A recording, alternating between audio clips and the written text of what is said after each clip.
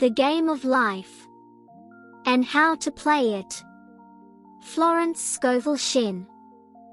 Perfect Self-Expression, or the Divine Design. No wind can drive my bark astray nor change the tide of destiny. There is for each man perfect self-expression. There is a place which he is to fill and no one else can fill, something which he is to do, which no one else can do. It is his destiny. This achievement is held, a perfect idea in divine mind, awaiting man's recognition. As the imaging faculty is the creative faculty, it is necessary for man to see the idea before it can manifest. So man's highest demand is for the divine design of his life. He may not have the faintest conception of what it is, for there is, possibly, some marvelous talent hidden deep within him. His demand should be, Infinite Spirit, open the way for the divine design of my life to manifest. Let the genius within me now be released. Let me see clearly the perfect plan. The perfect plan includes health, wealth, love and perfect self-expression. This is the square of life, which brings perfect happiness. When one has made this demand, he may find great changes taking place in his life, for nearly every man has wandered far from the divine design. I know, in one woman's case, it was as though a cyclone had struck her affairs, but readjustments came quickly, and new and wonderful conditions took the place of old ones. Perfect self-expression will never be labor, but of such absorbing interest that it will seem almost like play. The student knows, also, as man comes into the world financed by God, the supply needed for his perfect self-expression will be at hand. Many a genius has struggled for years with the problem of supply, when his spoken word, and faith, would have released quickly the necessary funds. For example, after the class, one day, a man came to me and handed me a cent. He said, "I have just 7 cents in the world, and I'm going to give you one, for I have faith in the power of your spoken word. I want you to speak the word for my perfect self-expression and prosperity." I spoke the word, and did not see him again until a year later. He came in one day, successful and happy, with a roll of yellow bills in his pocket.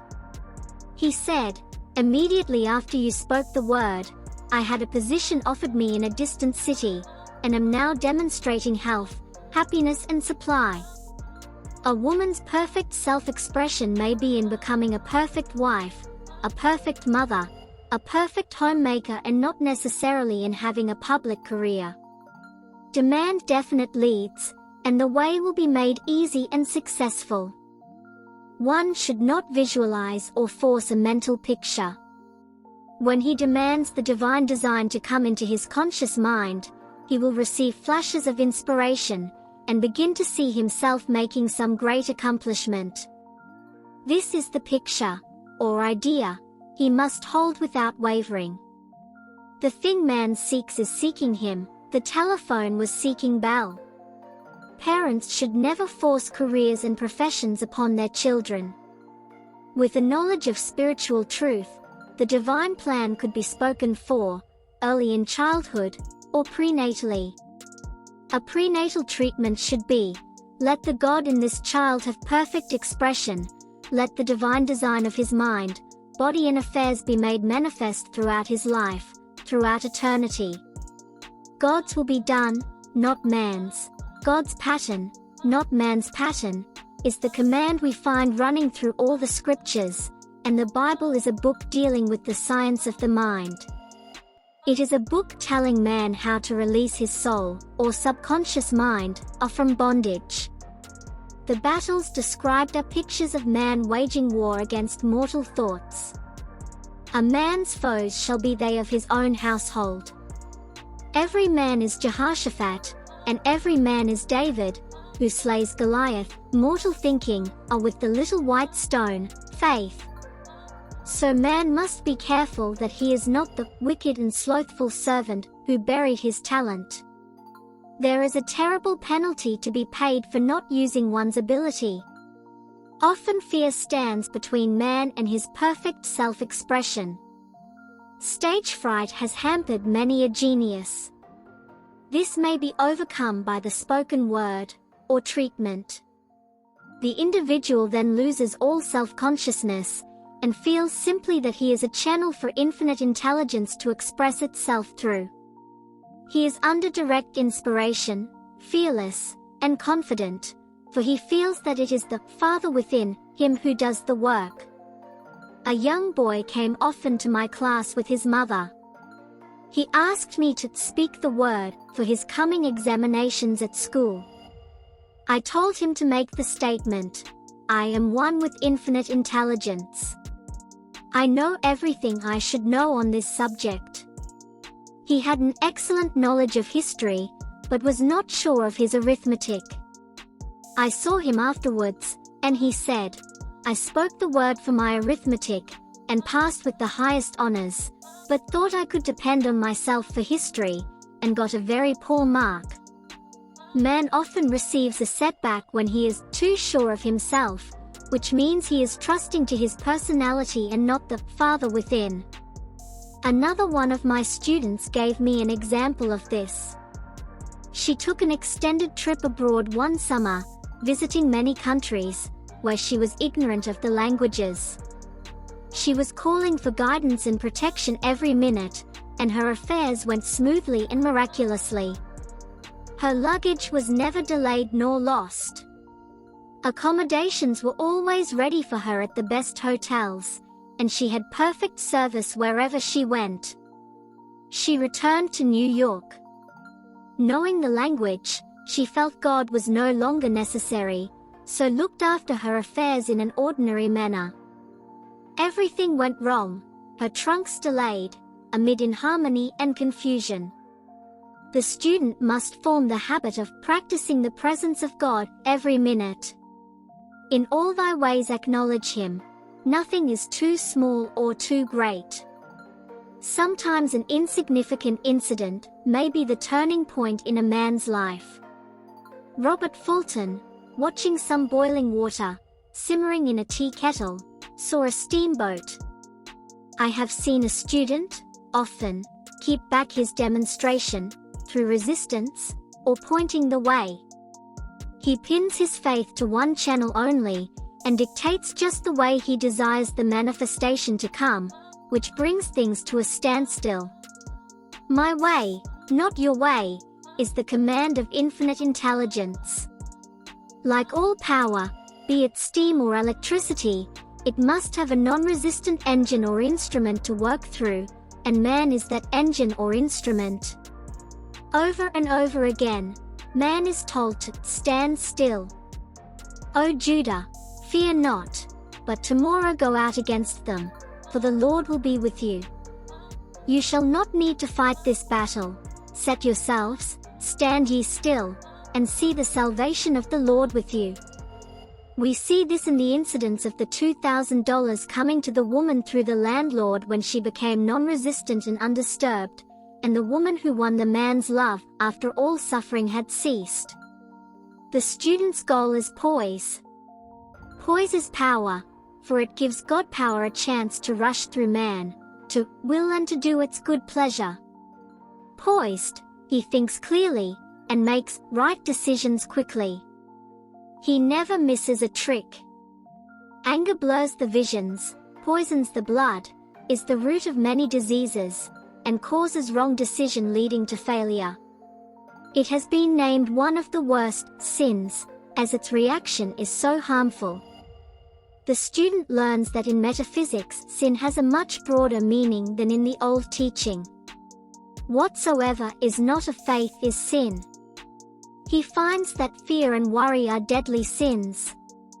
They are inverted faith, and through distorted mental pictures, bring to pass the thing he fears. His work is to drive out these enemies from the subconscious mind. When man is fearless, he is finished. Martelink says that man is God afraid. So, as we read in the previous chapters, Man can only vanquish fear by walking up to the thing he is afraid of. When Jehoshaphat and his army prepared to meet the enemy, singing, "Praise the Lord, for his mercy endureth forever," they found their enemies had destroyed each other, and there was nothing to fight. For example, a woman asked a friend to deliver a message to another friend. The woman feared to give the message, as the reasoning mind said, "Don't get mixed up in this affair, don't give that message." She was troubled in spirit, for she had given her promise. At last, she determined to walk up to the lion and call on the law of divine protection. She met the friend to whom she was to deliver the message.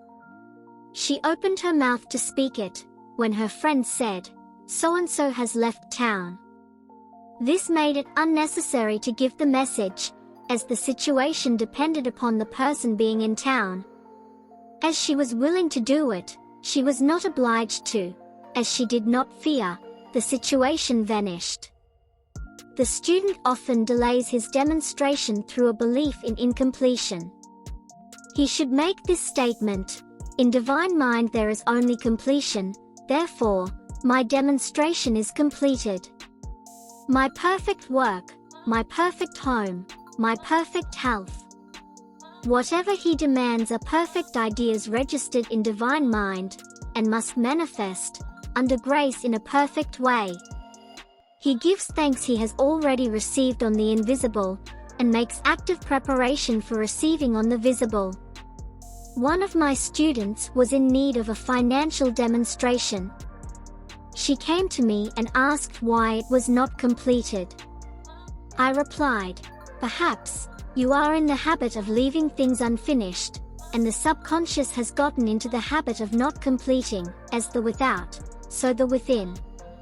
She said, "You are right. I often begin things and never finish them. I'll go home and finish something I commenced weeks ago, and I know it will be symbolic of my demonstration." So she sewed assiduously, and the article was soon completed. Shortly after, the money came in a most curious manner. Her husband was paid his salary twice that month. He told the people of their mistake, and they sent word to keep it. When man asks, believing, he must receive, for God creates his own channels. I have been sometimes asked, suppose one has several talents, how is he to know which one to choose? Demand to be shown definitely. Say, "Infinite Spirit, give me a definite lead, reveal to me my perfect self-expression, show me which talent I am to make use of now." I have known people to suddenly enter a new line of work, and be fully equipped, with little or no training. So make the statement, "I am fully equipped for the divine plan of my life," and be fearless in grasping opportunities. Some people are cheerful givers, but bad receivers. They refuse gifts through pride, or some negative reason, thereby blocking their channels, and invariably find themselves eventually with little or nothing. For example, a woman who had given away a great deal of money, had a gift offered her of several $1,000s. She refused to take it, saying she did not need it. Shortly after that, her finances were tied up, and she found herself in debt for that amount. Man should receive gracefully the bread returning to him upon the water, "Freely ye have given, freely ye shall receive."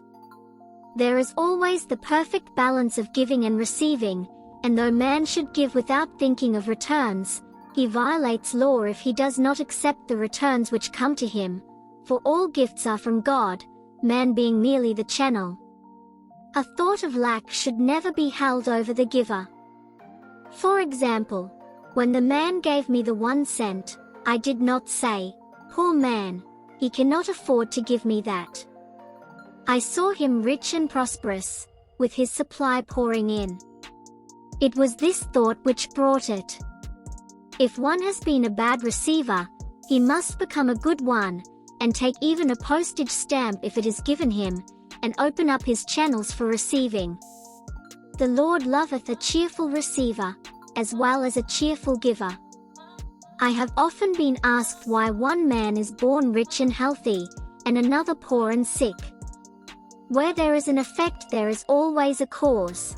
There is no such thing as chance. This question is answered through the law of reincarnation. Man goes through many births and deaths, until he knows the truth which sets him free. He is drawn back to the earth plane through unsatisfied desire, to pay his karmic debts, or to fulfill his destiny. The man born rich and healthy has had pictures in his subconscious mind, in his past life, of health and riches, and the poor and sick man, of disease and poverty. Man manifests, on any plane, the sum total of his subconscious beliefs. However, birth and death are man-made laws, for the wages of sin is death, the Adamic fall in consciousness through the belief in two powers. The real man, spiritual man, is birthless and deathless. He never was born and has never died, as he was in the beginning, he is now, and ever shall be. So through the truth, man is set free from the law of karma, sin and death, and manifests the man made in his image and likeness. Man's freedom comes through fulfilling his destiny, bringing into manifestation the divine design of his life. His Lord will say unto him, "Well done, thou good and faithful servant, thou hast been faithful over a few things, I will make thee ruler over many things, death itself, enter thou into the joy of thy Lord, eternal life."